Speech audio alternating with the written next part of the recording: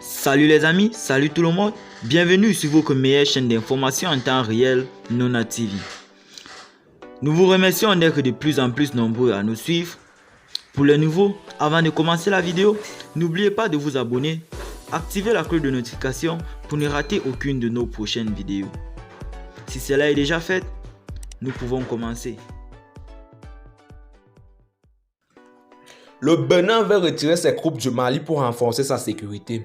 Jour après jour, l'étau se resserre autour de la force internationale des Nations Unies basée au Mali et l'amunissement. Les choses vont de mal en pire. Et voilà que le Bénin a annoncé qu'il allait retirer d'ici novembre 2023 toutes ses forces militaires et de police engagées au sein de la mission militaire de l'ONU au Mali. Dans une lettre adressée au secrétariat général des Nations Unies, le ministère béninois des Affaires étrangères explique que ces derniers temps, le Bénin est confronté à une situation sécuritaire inquiétante du fait des actes de terrorisme orchestrés à ses frontières nord par des hommes armés non identifiés. Face à ces situations, il urge que le Bénin déploie toutes les compétences matérielles, humaines et logistiques requises.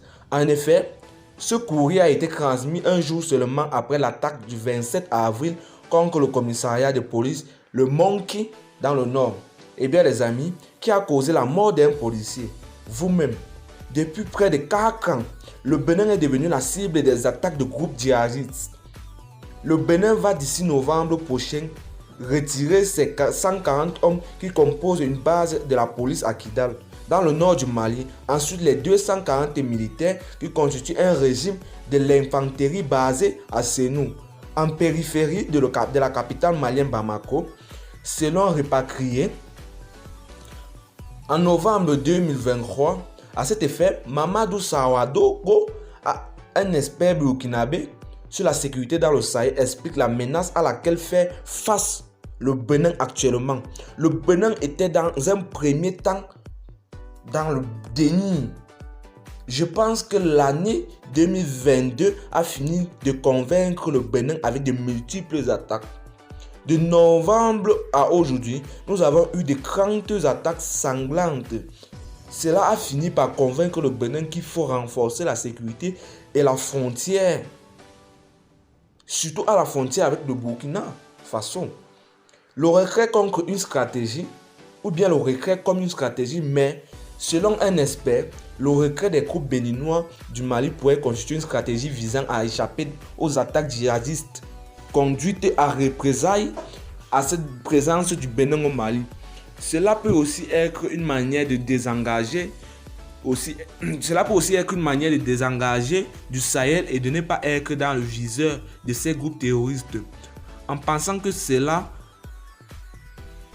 cela la raison qui fait que le Bénin est la cible des groupes armés. En effet, ce genre d'attaque a déjà eu lieu à Kampala en 2010 par les Sebak somaliens en représailles à la présence des groupes ougandais au sein de la MISOM. La mission de l'Union africaine en Somalie, cette insécurité touche aussi d'autres pays côtiers, notamment le Ghana, la Côte d'Ivoire et le Togo. Ces pays devraient repenser leur stratégie militaire. Pensez Jérôme Pigné, spécialiste en matière sécuritaire. Je pense que les uns et les autres réfléchissent actuellement à comment renforcer les armées pour faire face à des menaces. Et je crois qu'à partir de 2017, les initiatives d'Accra, nous avons un espace de concert. Eh bien les amis, c'est ici que prend fin à notre petit minute d'information. Si vous êtes nouveau, n'hésitez pas à vous abonner et d'activer la cloche de notification. Merci pour votre attention, je vous aime.